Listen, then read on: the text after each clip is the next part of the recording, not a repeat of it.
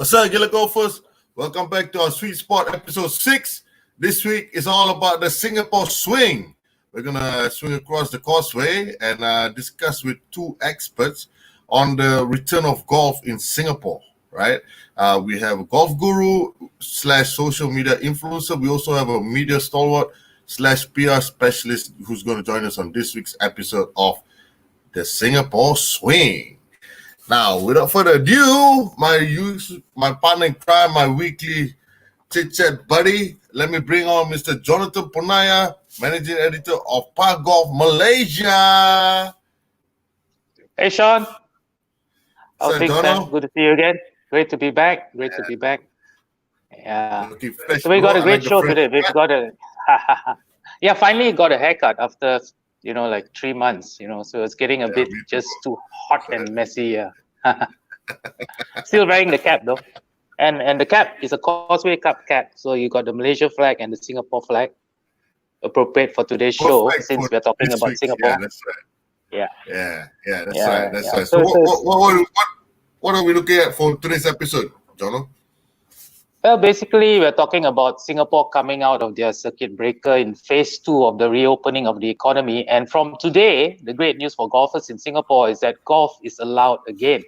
Golf clubs are opening. Some open today, some I think are opening later. But the good news is you can play golf again. And Singapore, although being a very small country, has got more than a dozen golf clubs. In fact, they had more before, but a couple closed because of land acquisition by the government for the high-speed rail project.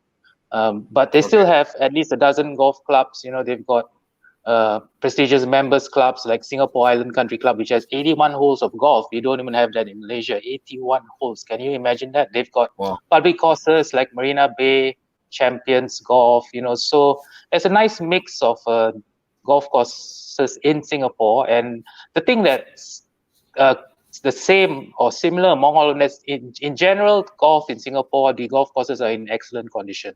Whether you play at Sentosa or even the public course like Marina Bay, you can expect a great experience. So it's good that golf is back, and Singapore is not only, a center for lots of golf clubs. It's also kind of like a regional hub for golf as well, because lots of the golf bodies like the Asian Tour, the Asian Golf Industry Federation, and even the RNA has its Asia Pacific headquarters in Singapore. So it's like a hub for golf.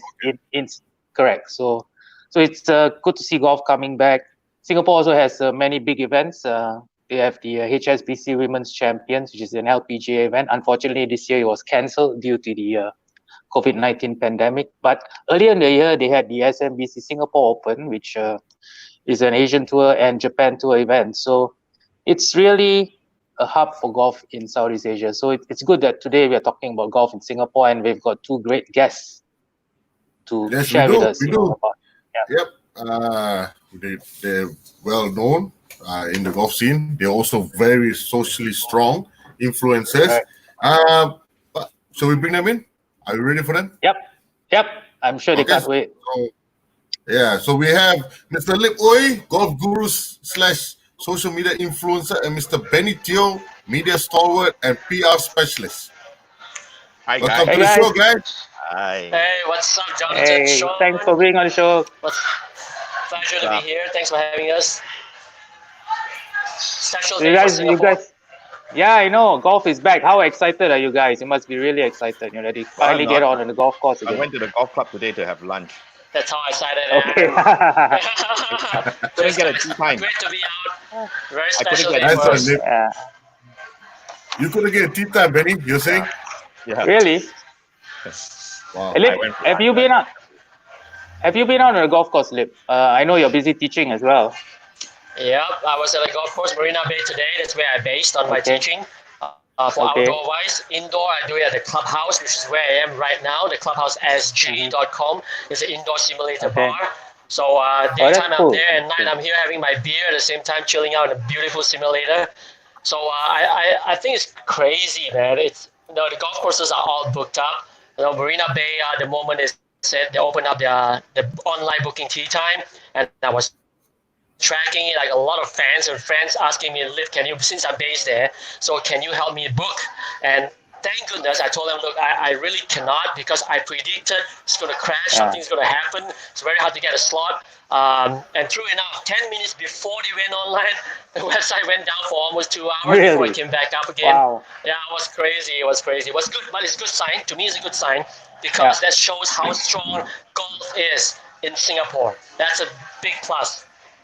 So how long has it been that you could not play golf? Was it about more than 2 months, right? That golf courses were closed in Singapore. Since April 7th. Yeah, April more than 2 months. 7th, Absolutely. Correct. April 7th. That's a bit days. longer. That's a bit longer than they were closed in Malaysia. So I can imagine how hungry Singapore golfers must be to get out on the fairways again, hit some balls, right? Yeah. Oh yeah, we call And it Malaysian. We call it gatao, right? Yeah, that's gatao. Gatao for golf. Correct. Yeah. Got to scratch that itch. Got to scratch So, that Benny, itch. Benny, you said you had lunch at the golf club today. Yeah. Which club was it again? It's at NSRCC. Okay, was it packed? Was it packed as well? It was packed. The car park was completely packed out. It was packed in the morning, and then we see cars going out and cars coming in for afternoon tea times. It's strangely the way they manage it. I think the club manage it really well, and we'll talk a little bit more about that later. You don't get to see the crowd when you're in the clubhouse. People just come in, go on to the golf course, go play their golf, come back, and then scoot out. So so I'm really surprised by the number of cars that are parked out there. There weren't that many people in a clubhouse. So I guess that's kind of like the new normal. You go play your game. You just straight away register, go tee off, go back. Yeah. No hanging around the clubhouse. Yeah. So that's the new normal for golf. Okay. That's right. No, but funny part, interesting fact is Benny is talking about only being able to have lunch at the NSRCC. That's a 36-hole golf course. Well, it's not anymore. It's 36, but the other 18 is in Kranji, which to us is like from Johor to King Alota. Oh, okay. I mean, relatively speaking, not quite. We're a bit stop on the travel. 20 minutes is a journey for us. Okay. No comment, bro. No comment. Today is all about making love with the neighbors. Love thy neighbor as yourself. There used to be 27 holes at the Changi location where I went to, and a 9-hole, really nice little par 3 course, but they tore all that down. So it's just left with an 18-hole golf course now. They tore it down because of the airport extension, right? Various reasons. Those I mean, a lot of land there had to move across the road at Tanah Merah. Same thing. Laguna had to move for other reasons. Also transportation, but it was because of the MRT. But so the golf courses around that area, the 3 courses, the 3 golf clubs that had to move a lot of land. So they lost a couple of holes there. Okay.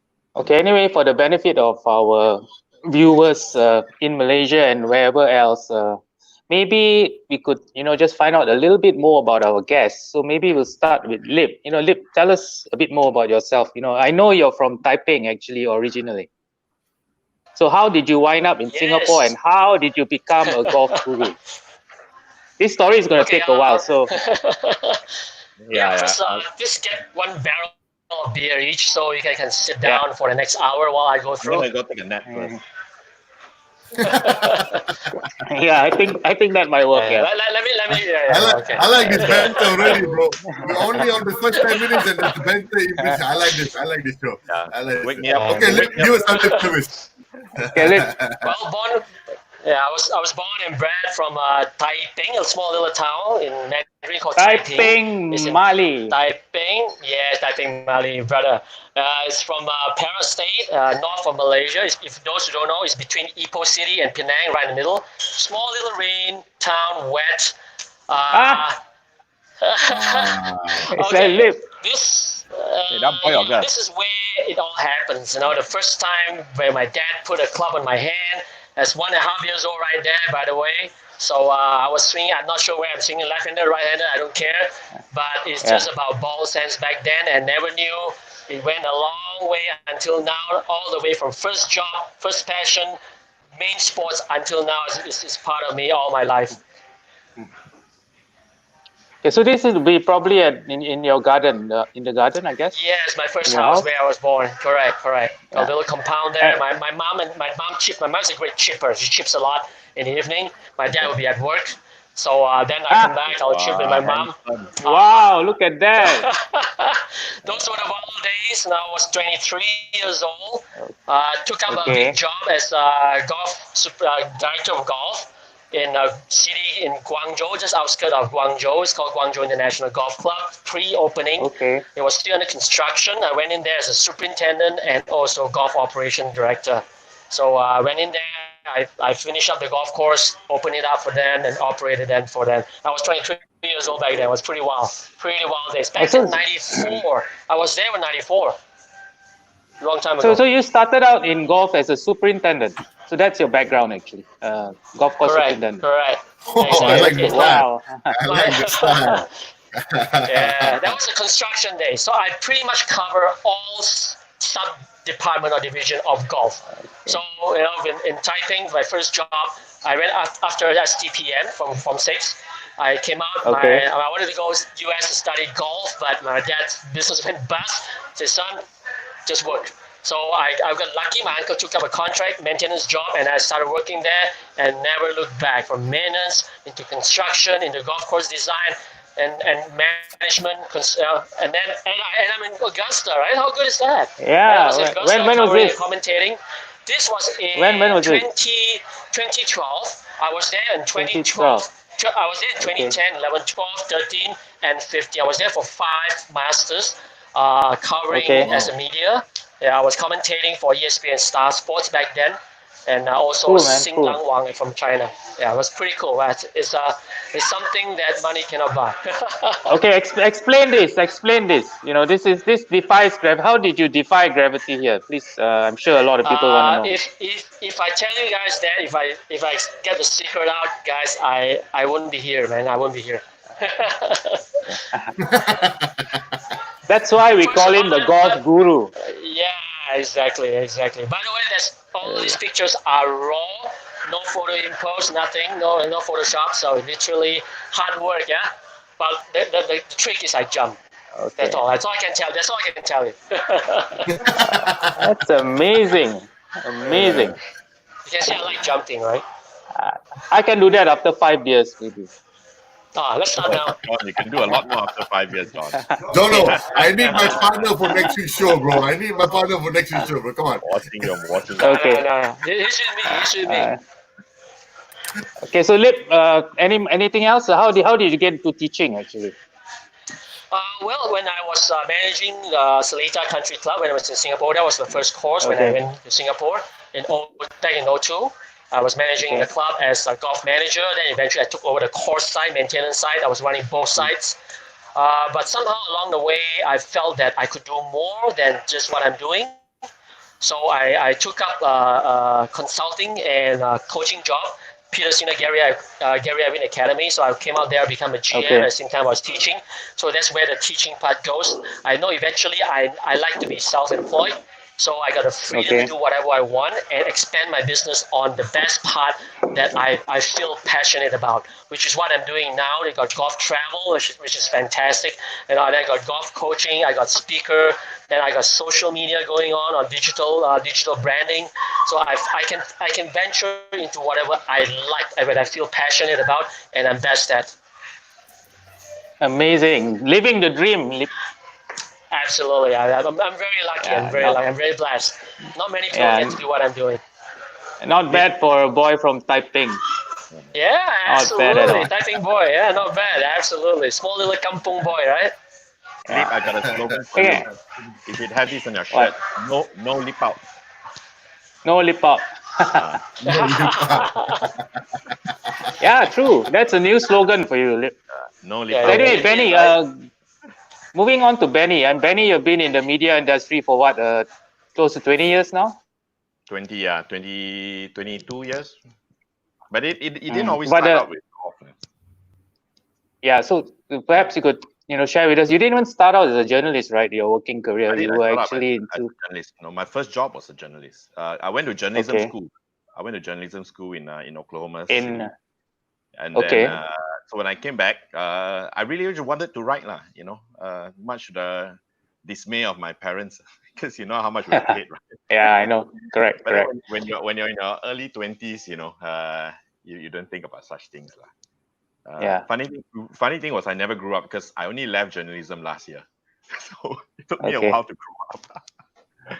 I started out in the IT world, primarily the .com period, because there was the time when back in the 99 2000 when .com was the thing, the buzzword in the world. I started out as a writer and then associate editor at this magazine called Planet E, which is a sister magazine to PC World. So I did a lot of Okay. tech stuff. Our junkets, not like the ones that we used to go, right? Our Not golf. junkets, Not like golf. Yeah. yeah, we go to like Silicon Valley. Oh, that's not they're bad. pretty cool parties It's because not bad at all. yeah, because they were flush with VC money, right? So like they threw Yeah. awesome parties, like, so that was really fun. A conference could be a week long, but then half the time just crawling out of the hotel room. Yeah. Then you take 2 weeks to recover, right? When you get back. So that part of it is quite similar to what we are, lah. So how did you get into golf? How do you get into writing about golf? I Hey, actually that's funny, man. I have to thank. Oh yeah. So that drinking and all that, right? That comes with the territory. It's part of the job, man. Part of the job. Not a job. Yeah. I actually have to credit someone we know very well, Zhu Guang. Zhu Guang gave me my first Yeah. writing job in golf. He was then editor of Golf Asia. Yep. I left journalism for a while, and I went into direct marketing. I went to direct marketing services, worked for a company that was part of Ogilvy One. And then I just really, I couldn't, I needed to get my hands writing again. And so I was just looking around on the newspapers for a writing job. I thought Golf Asia, this sounds like fun. I played a bit of golf. Not that I don't play a bit of golf at the time. So I wrote in, and next thing I knew, I never left. Well, okay, I left Golf Asia after about a year, and then quickly, from there, golf vacations for the next 15 years. Yeah, and then golf punk. Yeah, and so about 2 years after golf vacations, I decided to start a magazine called Golf Punk. Back then with Karen, who was a publisher. So this is one of our golf events. I'm famous for doing stupid things, like having. That I know. Like having Mark Bates tee off my clutch. Oh my God. Okay, this picture is iconic because back then, Mark Bates was the director of Heartland Golf School based in Jurong Country Club. Today, Jurong Country Club's gone, and Mark Bates, the director of golf at this golf club that you're looking at now, Laguna National. So Laguna National. Okay. Yeah, Laguna National. This is at Laguna National, the Masters. Okay, I just have one question. Which ball did he wind up hitting in this picture? I have to. Okay. So my balls are made of. So you're right. So after that, as though it weren't enough, the very next year, this was the Oakley Golf Day. We used to run fantastic golf days. So this was a Golf Punk / Oakley Golf Day. Okay. So the next day he said, "What the hell? Let's go up north, lah. Now I'm gonna tee it off your mouth." And then I let him do it. So that's a picture of him teeing off my mouth in what I think was the par 3 14th hole at the time. At Laguna. And he was pretty drunk too. He had a lot of Magnus before he did that. Yeah. And so had I, but I guess it takes two drunkards to do something stupid like that.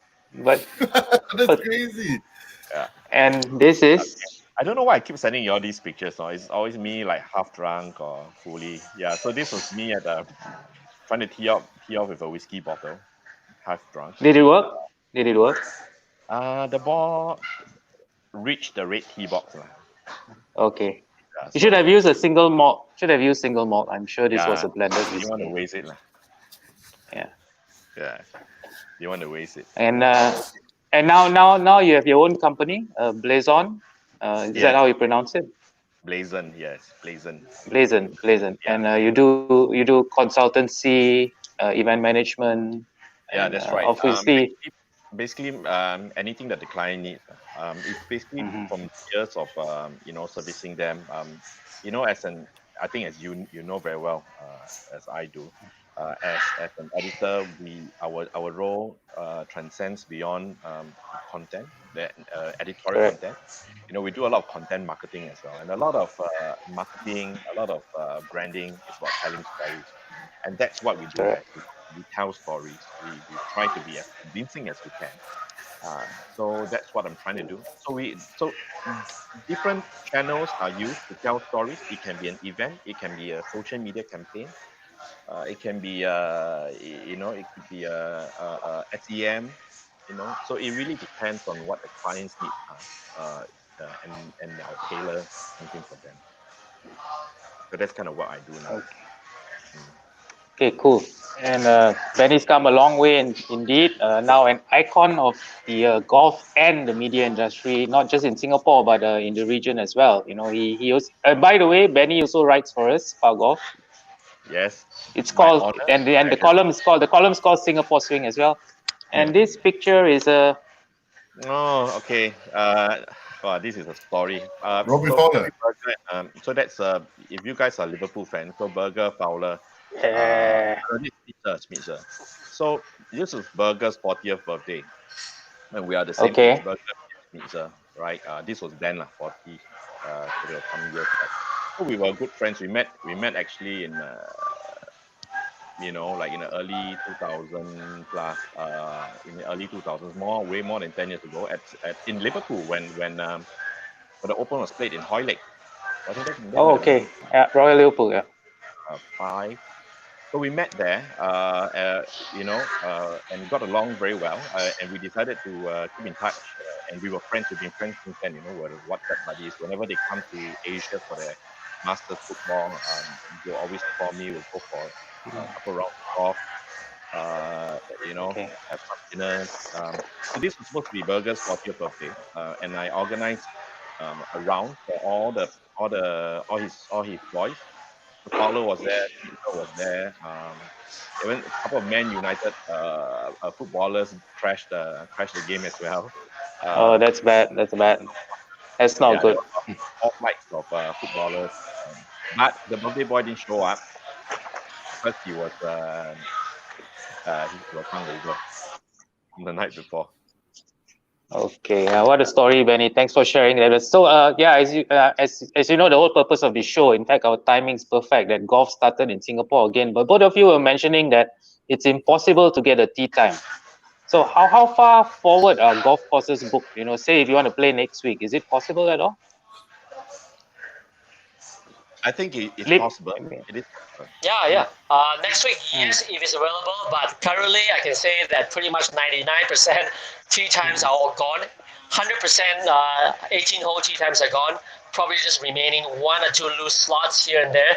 Single ball, two ball. So that happens. But sometimes, if you want to try your luck, go to the golf course counter, like Marina Bay for public. So you go to the counter in the morning, whatever it is, tell them, look, I'm free today. Let me know if they have any slots, no show or cancellation, so I can get on. But I guess a lot of the clubs will be reserving play for members as well. We saw that in Malaysia when the clubs opened, they kept the clubs restricted to golfers, not even guests, not even members guests, just for members. Is that happening in Singapore as well?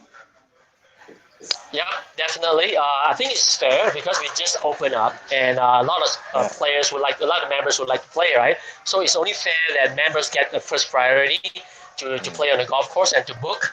I think it's just fair for that. And majority in Singapore are all members club anyway. But that also presents a difficult situation for guys who are not members of the golf club, because we usually play in Johor or Batam or Bintan, and it becomes a bit of an issue right now. But as Leap says, as the members clubs, you have to take care of the members. Yeah, it's true. I mean, the members have been playing subscriptions without being able to play for more than 2 months. So I guess it's time to give back to the members, for being loyal to the club and continuing to pay their subs. So But I guess the Absolutely. fervor will probably die down a bit and it'll be easier to get tee times. But Benny mentioned about Johor as well. So this brings us to the next question. Then the Malaysian government just announced today that they're going to open up travel to green light countries like Brunei and Singapore. So which means that you can hop over the causeway to Johor to play once they iron out whatever protocols they want to put in place. But it must have been tough for Singaporean golfers who used to go regularly to Johor to play when they couldn't go, and must have been equally tough for the golf clubs in Johor, missing out on that huge chunk of business as well. Lip, I know you go to Johor a lot. Perhaps you could share, Yeah, like absolutely. places like I Forest City. Absolutely. Yeah, I think Johor is a big mecca of golf for the southern Malaysia, and it's also contributing a lot of facility to Singaporean golfers. Be it non-members of members are players that's not members of a country club in Singapore, but also you're talking about members of you belong to one or two clubs in Singapore, but still it's good to get out just across the border. You got all the hot spots like Horizon Hill, Forest City. Forest City got 36 hole itself, right? Then you got Els Club Desaru as well. So to me, these are the three major spots, and you got so many other golf courses, 18 holes, or 36, 27 holes, 36 holes, 54 holes to play in Johor. You're talking about just probably a drive for no more than 2 hours, and you're right there in destination. It's not only golf, right? You eat, you have your durians there, Yeah, with Bangsan durian. Wang, you have the durians there. We love that. Massage, nice good food, and watch movies and do some shopping before you head home. It's a day trip. It's a great trip out, and I just go out there and play. So many Singaporeans just head out just to get out of Singapore. It just doesn't matter they belong to a country club, but they just want to get out. I take a lot of members of Sentosa, Seletar, Warren Country Club. No, I take them out. We'll just go out there and hang out. Sometimes just stay overnight as well. So now Forest City's got a nice hotel there, so it's beautiful. We stay there, play 36 hole, and play Horizon Hills. Then we drive down to Els Club Desaru, stay another night there. It's just a good trip, just a great experience around Johor. And much more affordable as well, with the prices and the ringgit, playing golf in Johor. Absolutely. It's not only the prices as well. The courses, quality of the courses are immaculate. You're talking about some majority of the top courses there, even better. The greens are even better than majority greens in Singapore. That's how good they are. Really? So I think it's immaculate. It's just great. Yeah. That's good. Benny, I understand that the Singapore Golf Association has come up with some what they call the safe management plan for clubs in terms of social distancing and sanitization moving forward. They look pretty comprehensive. What do you think, Benny? Do you think that's a good guideline for the clubs to I think follow? it is. Being Singapore, we are always, we could be faulted for overdoing things, but I think in a situation like this, you need to provide as clear as possible the guidelines for safety and social distancing and whatever that is. The guidelines go as far as to telling golf clubs to put that basically to cover the hole in a cup. In terms of spacing, in terms of the number of people that can be in the golf club at the same time, we talk about, I think, 50 people within a certain square area. So it's almost a mathematics going on there. They want to restrict contact as far as possible, but at the same time, allow people to go and enjoy the game that they love the best. Even issues like handicapping aces, basically, if you hit an ace on by knocking a pole, but the ball can't go in, right? Because it's not control, right? Yeah. Count. So they actually tell you that it counts for purpose of handicapping, but not for insurance. So you can't claim the reward for holding that. I see. Okay. So things like that, I think it's very good that the guidelines are there. I'm pretty sure no one will read everything. I did because I need to come on the show, right? But the fact that it's there, and if anyone has any doubt or questions when they're out there on the golf course, all they need to do is go to the SGA website. It's all there. It's all laid out very clearly. So I think that's a good initiative by the association. Yeah, great job by the SGA, for helping the clubs out rather than having to just, start from scratch your own protocols. So it's a pretty good something to start off with at least. Of course, you have to modify it for the particular club.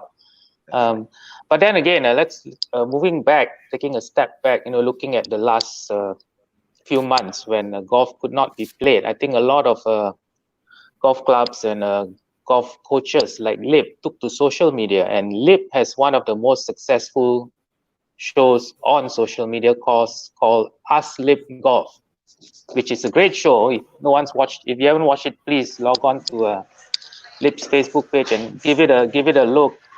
But so it's been a big hit, Lip. But now that golf has started again, are you gonna you did it daily before, right? Are you gonna continue with that, or are you gonna maybe slow down a bit? Well, my last show was 2 nights ago on a daily show. So I'm switching it to weekly show now. I'll be every Thursday night, 9:30 p.m.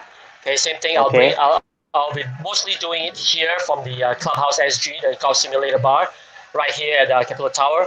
So I'll be doing it right here every Thursday night, 9:30 p.m. So it'll be once a week, unless I'm traveling or something on. Otherwise, I'll change it. If not, it will be every Thursday night. It'll be a weekly show instead of a daily show. So I think it was a pretty enjoyable, pretty intense doing it daily. It was also like a news channel. We got a Q&A as well and sharing of news and what's happening around the world. Mainly talking about golf courses opening up in Thailand, Myanmar, all my contacts, my friends in Myanmar, Vietnam, Indonesia. So everybody gets to share those information. I think it's very important that we have the knowledge, because to me, golf, in my research as well, I've been pushing for a non-contact sport being very safe, and golf being the top of the non-contact sports, being the safest in terms of risk, COVID-19 risk infection. So it's already proven. So we need to continue to tell the message out, send the message out that golf is definitely safest to play, even though the pandemic is going on, which is proven right now in US, right? Having the peak of the pandemic, right? And golf courses are opening up non-stop, all the way to 98%. This is reported by NGF, National Golf Foundation. So the Italian Olympic Council and as well reported 387 sports, non-contact sports, got a study in all the risk contexts and everything, and golf came out on top. They said that pretty much no risk at all for golf. So the only thing about golf is we can change the rules, we can go around it, we can adapt to it in terms of the way we play and conduct it, right? And we play our own game, our own ball, nothing else, our own clubs, right? So it's very safe on the golf course. The only thing you need to take note is the clubhouse. Okay, so the clubhouse, you have lockers, you can have F&B. So that's the same as any other F&B or country club or facility in a mall. So no difference from that. But as far as golf is concerned, definitely the safest in the world is proven. And you were all the beers that the golf consume on the golf course kills a lot of germs. It kills a lot of germs. That too, yeah. Still going on and killing it right now. You mentioned that you actually started a little movement to try and convince the Singapore government to open up golf earlier. So I guess maybe that a little, but I guess all sports are open up now, right? So it's not just so the trick is to, in case the pandemic surges again, that they don't shut golf. Absolutely. I think it's important. I started this movement in end of April, where I foresee, as being an experienced stalwart in the industry, I see what's coming, right? I see people going online, I see the trend going online, and I see what's happening in the pandemic, and I see what other countries are doing. I knew it's going to come the day where Singapore is going to be ready to open up, so golf has to be ready. That's why I started this movement. It's not about golf only, because to me, you can't just say as golf. As a country, you want to push it as a sporting nation. You have to categorize them being so that the government can justify it, saying, okay, we're going to categorize this, who's going to open first, which is what's happening around the world. In Malaysia, it's the same thing. In India, it's the same thing. So we are seeing countries are open up as we go in May, right? I started this early May, And in May, you see the countries open up. So I'm sharing those information, sharing the study that I said about Italian Olympic Council and what's going on. All the information, I'll share it on that post. So everybody has a good mindset that hey, golf is safe, yes, but we are pushing for non-contact sports. And you can always have outdoor and indoor, right? So we have outdoor and non-contact sports. And you can do that. You can open golf being the first less risk sports among the non-contact sports. Yeah, that's great. I mean, golf has social distancing built in. I mean, there's acres and acres of space out there, so you're not going to be close to anyone except maybe your caddy if it's a Indian caddy. Jonathan, you miss your shots to the right, right? Your slices, right? You slice to the Yeah, right, you miss it, right, Jonathan? correct, So correct. if I play with you, I'm a hooker. I'll be 50 meters left, and you'll be 50 meters right of the fairway. So we'll be 150 meters apart. Yeah, with Benny. I'll be on the right with Benny. We're always together. Having a drink, having a few drinks, having a few drinks. Yeah, correct. Sean, you got to join me, Sean. We'll be on the left side. I'll be with you, Lip. We're on the left. I like the hookers. I like the hookers. Yeah. It's how you slice anyway, the yeah. So Benny, speaking about slices, you're now sliced out away from golf media, just golf media. You have your own company, and you do event management as well. But I guess events like full-fledged golf tournaments are still a no-no in Singapore. Right? No. Well, interesting that you say that. Also in the SGA's website, in the same in the same stream of guidelines that they talked about, they discourage actually having events at this point in time. So it's actually a no-no to have any social or golfing events. You can't give. Well, you're encouraged not to share your golf your scorecards. So you have to mark your own cards. So in that. That puts a lot of amateur. Well, not like we really bother to a lot of times, but in essence, it puts a lot of amateur golf events out of the equation. So yeah, at least. But I know you were trying to do this even before the circuit breaker in Singapore, having a golf event with a socially distanced prize giving, a virtual prize giving, so to speak. So so I think that would work because if you play in tournament, you're still out there, nobody sees each other, you're all playing in your own flight. It's just the trick of doing away with the prize giving where there are hundreds of people in a room. So do you think that will work, or something that perhaps you could push? I think we just have to be creative in times like this. And I was so I actually sold out my my tournament, so to speak. This is back in those days in March, early April. The word event has actually become a bad word in the sense that we can't take part in any event. So I don't call it an event, I call it an experience, right? And with the partners and the brands that I engage them, their engagement was supposed to be on the course while the golfers play. So you can't, for example, like a car showroom in Singapore back in March. There are guidelines that restrict the number of people who can enter the showroom at one time, which is 10 people. So how are you going to run a business with just saying 10 customers, right? But if you run a golf event with 40, 60, 80 people, that's a different thing. Over 4 hours, the trick is to be able to socially distance when you do that. Because you're yourself at a tee box of various holes, you actually get to engage with the golfers on a very personal level, and yet still keep within a very small, manageable group. So that was how I positioned the event. It was supposed to happen on April 8th at the Orchid Country Club, the first one. And unfortunately, the lockdown happened. Circuit breaker. Happened on the 7th of 8th of April. So lockdown happened on the 7th of April, so I had to cancel that. But I'm looking forward to bringing it back. And I know my golfers are looking forward to playing those events as well. Yeah, I'm sure, it's not just about playing golf. A lot of golfers out there, they like to take part in events, not just because they want to compete, but because it's a social thing as well. But I guess maybe the prize giving, you probably need to do something maybe on Facebook Live, virtual prize giving where everybody goes back, for the time being anyway. Yeah, that's right. And I think actually there's nothing wrong with that. The last 2-3 months, I've actually started doing experimenting in virtual dinners, virtual chef table. I mean, this is nothing to do with golf, so I'll be very brief about it. where private groups can book through me to get dining experiences from fine dining establishments in Singapore, like for example. I just did one last Saturday, and the chef will go on Zoom and talk to them about the menu, share with them how to plate the dishes. I have a sommelier who will curate the wines for them and will share with them about the wines that he's curated. So everybody gets that experience in their own home. But it's a sort of a fine dining experience, and they get to engage with their friends, people who they love to meet most anyway. And these dinners will started at 6:30. A lot of them end past 11 o'clock. So that is, to me, is a barometer of success.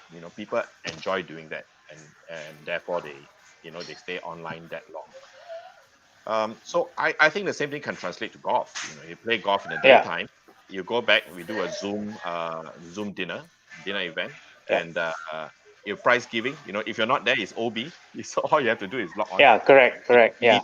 To your house. In fact, you could probably even have more in terms of customization, because I could work with 3 different restaurants, for you. So I mean, there are a lot of takeaways from this period that we need to. Hi, Mimi. Is that my daughter running behind? Yeah. Yeah, there are a lot of takeaways that we can use to change the way, change the paradigm, the way that we do business, and it's not exactly a bad thing, altogether. Yes. Yeah, it's just taking what's been done elsewhere and just moving it to the golf scenario as well. So Yeah. So hopefully that can happen soon. Lip, during your teaching, now that with COVID-19 and people being a bit wary about being too close, and golf coaching is a very personal thing. So what's the new normal like? When you teach a student now. It's tough. You gotta really get used to it. I've been thinking about that. How because I work the body sometimes, right? I go in, I move the hands, I put the grips on. Right. I gotta adjust them. I'm pretty close by, so it's tough, especially beginners. You need to mold them in the position. So especially beginners, they're very hard to stay away and just talk and show them.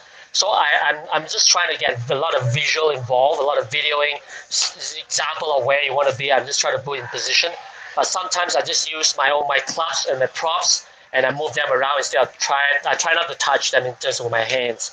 So that's the best way I can do it. But as far as intermediate, advanced, those who are replaying, that's better. Not so I don't have to move them so much. I can explain to them because they are used to my coaching already. So I can explain and show them what to do. They know what to do. Once in a while, I need to move them. Again, I use clubs and props and try to move them. But it's just a sensation now. It's just really awesome to see them back and enjoy the game. Everybody's out. Although we're very rusty, a lot of them today. I had lessons all the way. I was there at 7:30 in the morning. I just came just finished. So it's good to see everybody out, seeing people again. And they bought beers, wines on the driving range, and like having a little picnic, party. So it was really good. You teach at Marina Bay, right? In the daytime. Yes, Marina Bay. So the driving range there is pretty hip. I understand. I haven't been there, but it's pretty cool. You can actually chill the whole day there, right? Yeah, absolutely. It's all fresco style. The canopy is open air, but it's a canopy at the top. It's open air. Yeah. Just that the rainy seasons might be a little wet, but other than that, it's got a beautiful scenery from Marina Bay. If you're dining at the canopy, you're looking out at the CBD, at the skyline of Marina Bay Sands, and the whole skyline out there is just beautiful, really beautiful. And it's open. It's the only public course and range smack right in the CBD, the south of Central Island. Yeah. So you're talking about guys who are after work, right? It's a good way to get out there, sweat it out. I got a lot of foreigners there. I got Chinese, you got the Indonesians, you got the US, the Indians, the whole nine yards. Everybody's just out there having fun. It's just fantastic spot. Oh, that's good to hear. That's good to hear. You're basically Nikanti before Nikanti was there. Huh? You mean Marina Bay? Marina Bay is basically Nikanti before Nikanti. Okay. Yeah, I must get out there next time I'm in Singapore. I have a few beers, hit a few balls. So I'll look you guys up when I'm there. Allow me to host you, please. Allow me to host you. Okay. And a few lessons as well. Hey, Lip, we're looking for 19 hole courses, okay, Lip? What is that? 19 hole courses, okay? 19 holes, okay? That you have to ask Benny. That's where lip Knew service someone would comes say in, that. right? Lip service with Golf Pong Benny. That's what we want. Lip Okay, boys, service, lip we're out. gonna go for a quick commercial break, boys. Quick commercial break. Hang in there. Do not get too drunk. Not too much drinks, okay? We'll see you in Okay. about 30 seconds. Okay, man. See you guys. We ready to flex, we're ready to rock, headed to the top. We got next, can't settle for less. I'ma need your best, so give it all you got. We got next, we ready to flex, we're ready to rock, headed to the top. We got next, can't settle for less. I'ma need your best, so give it all you got. There you have it, guys. Deals from ParGolf. Live it, love it. The best deals in town, golf related.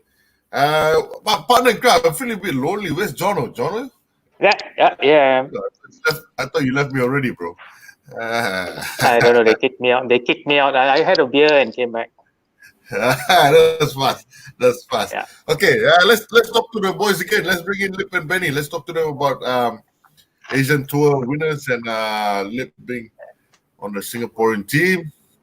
Welcome back, boys. Enough refreshment. Sup? Yeah, we're gonna go little bit more serious right now. Golf in Singapore is a very big sport. Lots of people play the game, but there's not been a Singaporean winner on the Asian Tour for some time. And Mardan Mamat, age 52, is still the number 2 ranked Singapore in the official World Golf ranking. So Benny, perhaps you've been covering golf for a long time. Are there any exciting new talents coming up? I mean, the Singapore men's team won the SEA Games gold last year. So, that team, when they turn pro, I guess you'll see some good things from them in the years to come. Yeah, I think again I have to give credit to the current SGA for. That's Mardan Mamat, by the way. Yeah. I got to give credit to the current SGA for the good work that they've put in the up and coming golfers, the junior programs, and they've dedicated the last probably 4 to 8 years trying to regrow that segment of our community. We haven't had much hope, to be honest. I mean, there were a lot of people after Chibeng and Madan. They came up and turned pro, and they really did as well as they could. I mean, Quincy is still out there. I mean, you remember when Quincy was just an 18-year-old upstart, right now? He's a veteran on tour. He's just won 2 ADT events last year, if I remember correctly.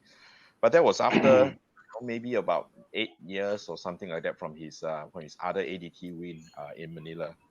So it's not easy. I mean, professional golf is not easy. I mean, don't ask me. I'm like a 15 handicap hacker, right? But professional golf is tough. A lot of people point to the mindset of Singaporeans, like we always put our studies first, and this goes beyond golf. It's just sports in general. We maybe haven't really committed enough or dedicated enough of ourselves. But I don't think that's fair to say anything right now. The new batch, the ones that won the SEA Games, we're talking about Mark Ong, Hadi, who else? Hadi's turned pro, right? Hadi's turned pro. Yeah, Mark Ong's turned pro as well. Mark actually was a bit before them. He won the Faldos series. He won the Faldos series, and he was he's really done very well for himself. Mark, and then Hadi, as well as George Fu.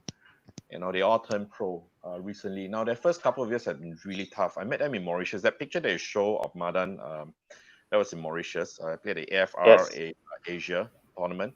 The kids, right after their SEA Games win, they turned pro maybe about sometime later, at the end of the year, and went to this tournament. And it was a big eye opener for them because neither of them made a cut. This was a 3-tour event. Okay. None of them made a cut. So 3-tour event with the Sunshine Tour, the European Tour, and the Asian Tour, and I think that's how they kind of got in and tried for it. So I spoke to them, and they're still very excited about it. And so that's the thing. You see, we're all very excited at the start of it, but how long can we grind through the years? Professional golf is such a difficult thing. not just in terms of playing it, but as a livelihood. Who's gonna feed you? There's a lot of investment as well. You need a lot of investment in time and money, travel, coaching, and so on. Exactly. So kudos to Madan to have lasted this long. Chi Beng has retired, and I remember speaking to him at length the couple of years before he retired. He was just in two minds: shouldn't I? Is it too late? Anho Park's retired, but he's very happy with the Asian tour, working for the Asian tour. But when you ask yourself who's next, there are a bunch of them, as I've said. It's just a matter of whether they can get up to the next level. I think that is a question, and a very big one, that I really can't tell. I mean, even if I had a looking glass, it would be murky at best. Yeah, I guess in Malaysia we have Gavin and a few others on the Asian tour, but hopefully, but again, among the young ones, it's hard to say because, like you said, it's a commitment, and it's an expensive commitment to stay in the game long enough to make it like Gavin has. So yeah, hopefully, we'll see a champion coming out from Singapore soon. Lip, speaking of professional golf, you were the team captain for Singapore in the first Prudential Causeway Trophy. This was back in 2013 when Singapore actually beat Malaysia, a very strong Malaysian team, if I remember correctly. Now, that was a great event, but I think it stopped after 2 years. Has there been any push to revive it? Because it was a Singapore initiative, if I'm right. Lip, did our friend from KL call you to start again? The Causeway Trophy. Lip.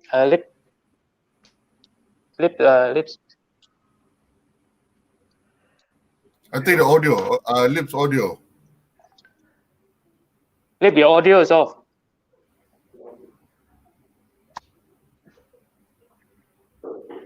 Okay, I think we have a technical problem with Lip. Never mind. He's giving us lip service.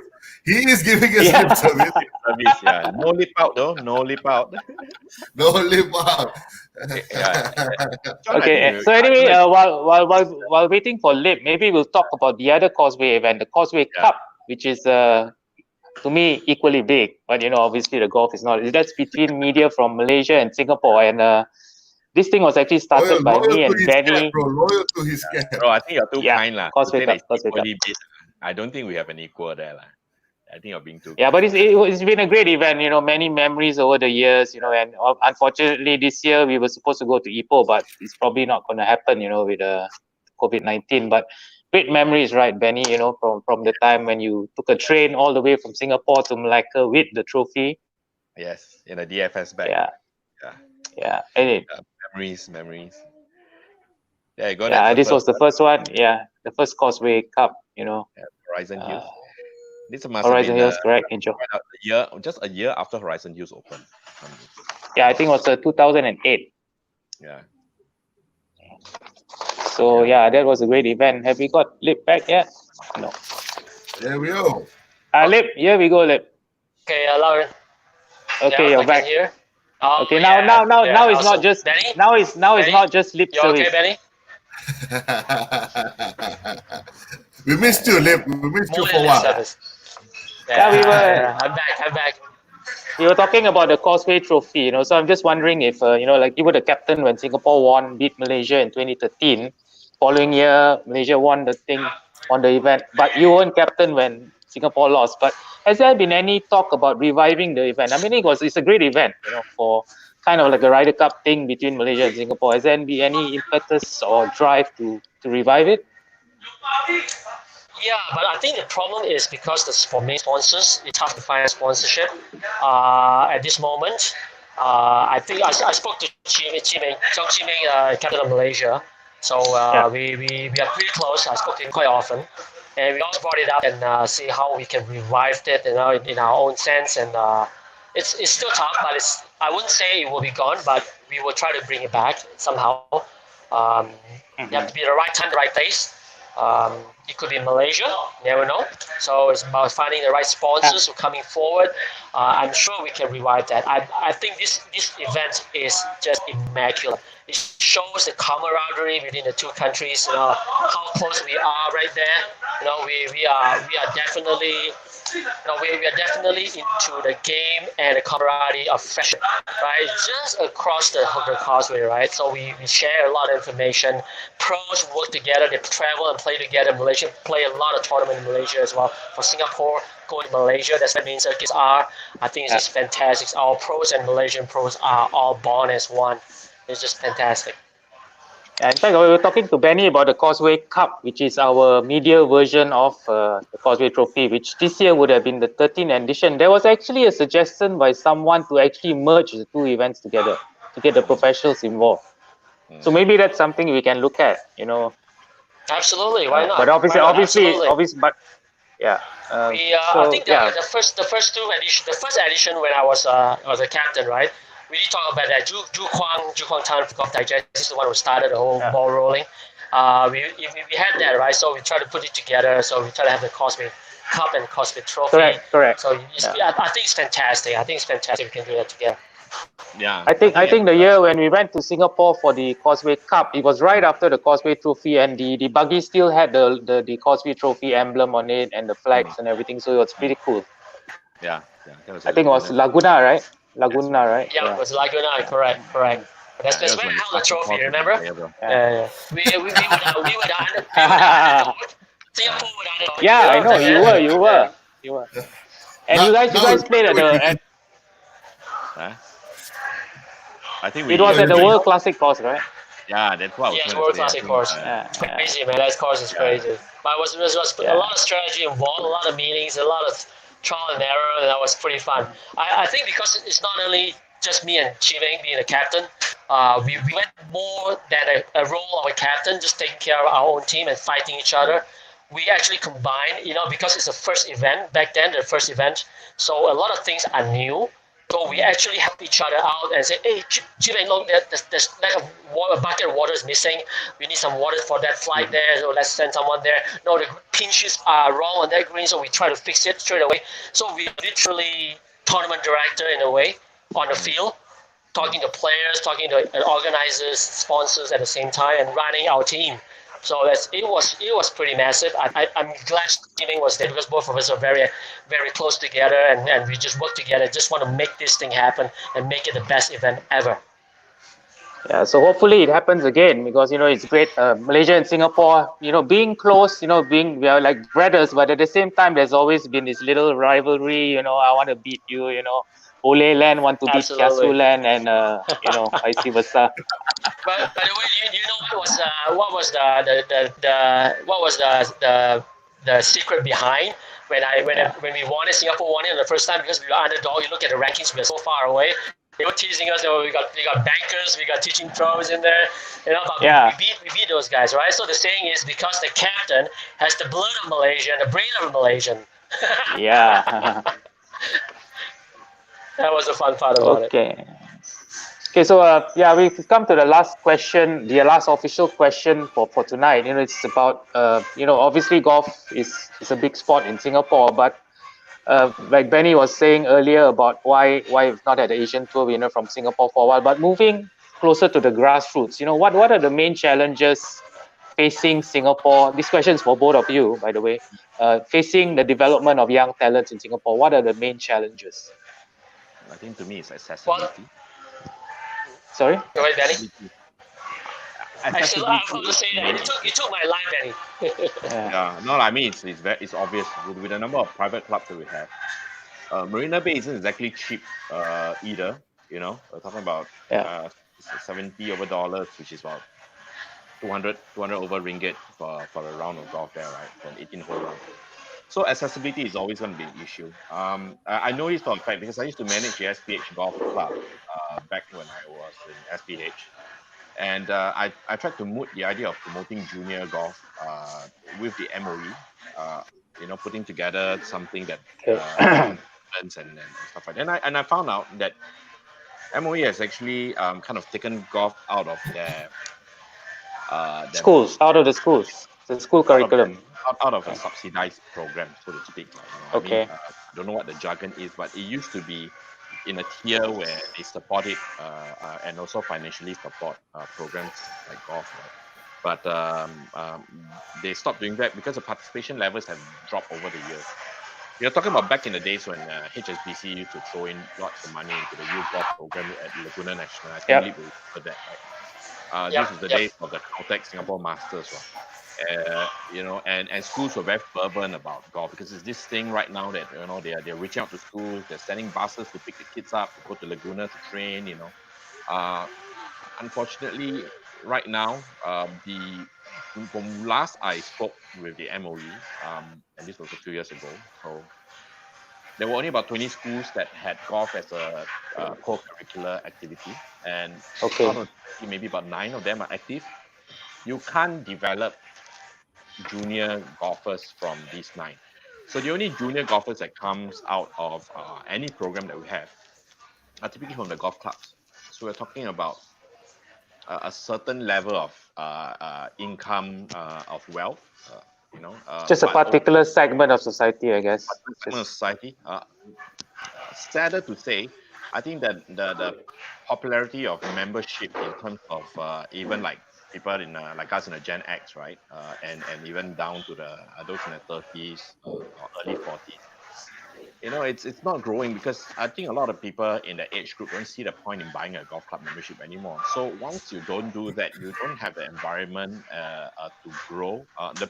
The whole purpose of a golf club, I think, to a lot of people is that environment. You're there in the weekends, you let your kids run amok, let them play golf with their friends, and then that's how you groom golfers. But if you don't have that kind of opportunity, then where are you going to find the next generation of golfers, let alone professional golfers, let alone world-class golfers? So accessibility is, I think, is the key word here. I mean, I don't work for the SGA. I don't really, I don't even volunteer them. But I know they're trying their best to make that, to focus on junior golfers, to focus on programs that reach the public to a game that is still highly inaccessible. I must say it's a daunting task, and I don't envy their position, but I think this is really the main thing. We don't have the land, in fact, for enough public courses to be around for kids to just go and whack around. So access. Yeah, Lip, from a golf coach point of view, what do you think? How do you need to grow golf in Singapore? I think Benny has a very strong point. I was about to say the same thing. Accessibility is key. Not even golf course, but he's talking about accessibility for driving range, right? A lot of public ranges are shutting down. The leases are up. It's not feasible anymore to run a driving range, to operate a driving range. The land cost is just too high. The operating cost is too high. So, this with Country Club opening their range up for more public, I think that's the only way to do it. I think Sentosa has been doing that a lot, backing up SGA, Singapore Golf Association, on the junior program. They're doing a lot of junior program, accessing small tournaments, going to the short game facility, hitting balls at the range. There's a lot of programs going on. I think that's a fantastic program. But again, a lot of clubs need to come together and try to open up more to public. That's the only way to do it. Or else we have to go across the border. Again, Johor might be a solution in maybe 10, 15 years from now when even more ranges are shut down, or when Marina Bay closes down in 2024, if that happens, so it's going to be tough. We can't have any more courses there. I think it's just really tough. Next phase will probably be indoor golf. Okay, just like the clubhouse has here, you got 3 simulators. Maybe we need to go like Korea or India or something like that. Where every indoor will have 20 simulators and things like that. They can train indoor. At a certain level, at least get an interest level going before they start to go out and play. Otherwise, it's going to be really, really tough for Singapore to grow the game. No, but again, access. A very good point, Lip. Access is one thing, but you're talking about interest now. You've been coaching for a while.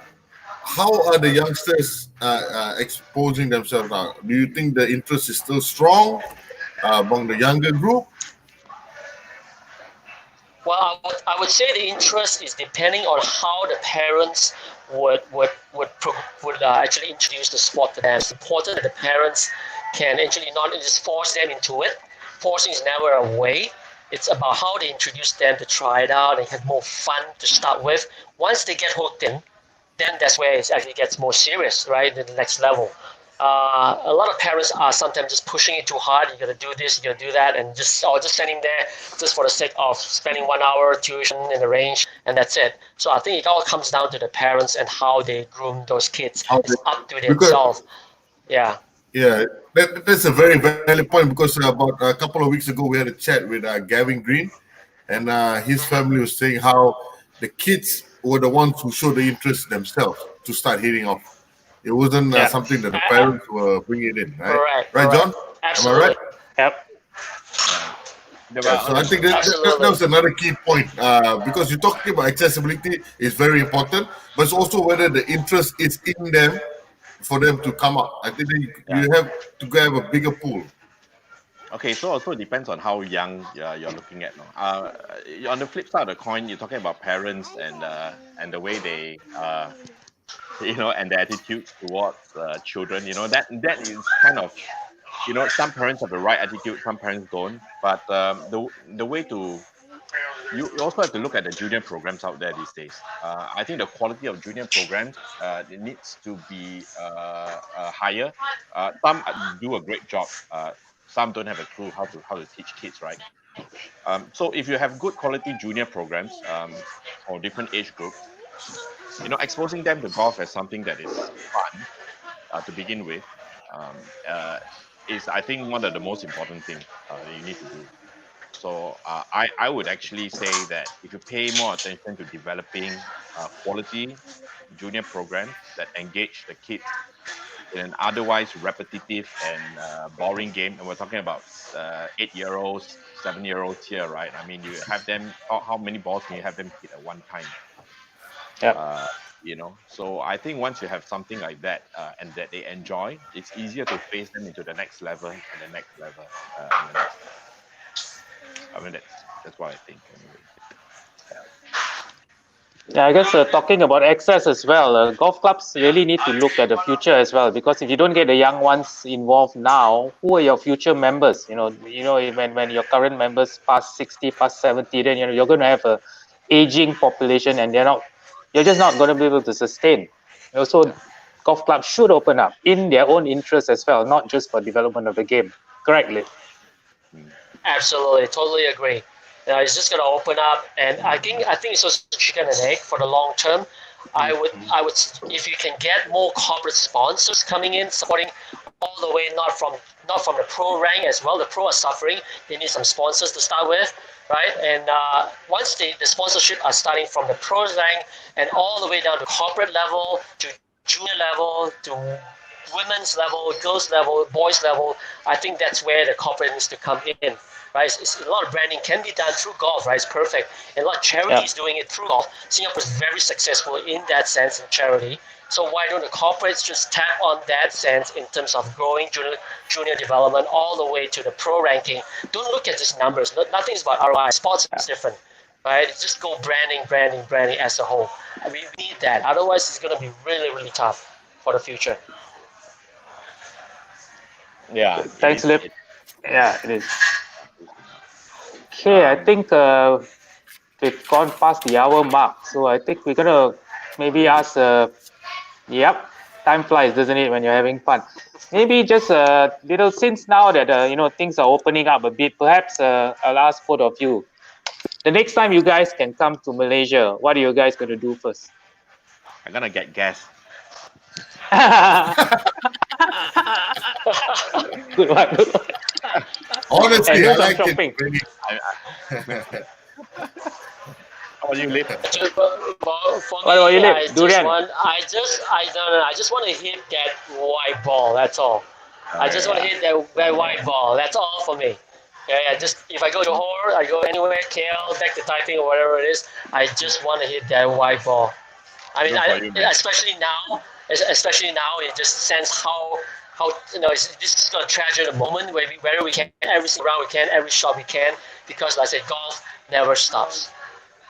Yeah. Yep, never. And golfers never stop. Anyway, I'm due for a trip to Johor in a couple of weeks. Let's see how the situation is. Perhaps we can meet up at Forest City for a round.